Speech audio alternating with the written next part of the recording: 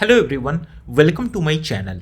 In this video, we are continuing user groups in AWS. Okay, so if you have not seen the part 1 of this video, okay, do check the link in the description below as well as towards the end of this video. And if you have not subscribed to my channel, do subscribe to it and press the bell icon for receiving updates, and do like this video if you like it.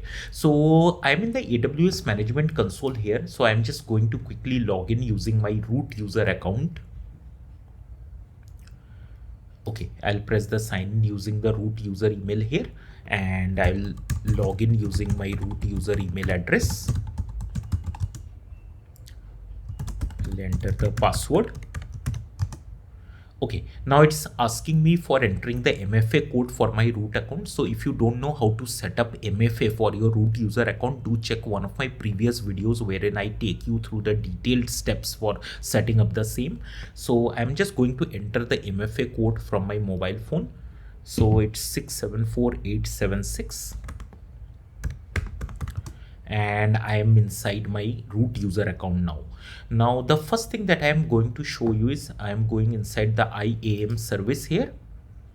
Okay, and then to the user groups on the left side, right? So if, over here you will see that we have created this group in our earlier video. Now in this video I'm going to tell about certain important concepts here, right? So the first important concept is that a user group can contain only users. Okay, it cannot contain any other group. So I'm going to show you a demo for that. So if I go on create group, right, you will see that it tells only to add the users to the group. Okay, any existing group is not listed over here, right? So say for example I create another user group. Okay, let's name this it as IT group this time. Okay, and I'll just go ahead and provide the IT users with administrative access. Okay, I'll create this user group. Okay, now in this particular group, right, you are if you see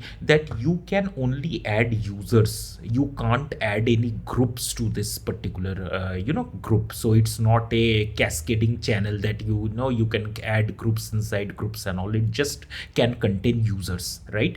And another important thing is that a user, a particular IAM user, right, can exist in multiple groups as well. So it might be the scenario in your organization, right, wherein a particular user need to be given access for S3 buckets as well as access to access to any other service like IAM as well, right? So say for example you have two dedicated groups for it, so you can add that user in both such groups, right? So in this first group, HR group, you will see that already there is an user IAM user 3. Okay, so I can go ahead and go to the IT group and add the same user for the IAM, add the same user in this group as well, right? And this will this is a perfectly this is a okay operation in AWS wherein you can add a user to multiple user groups. So this is very important concept.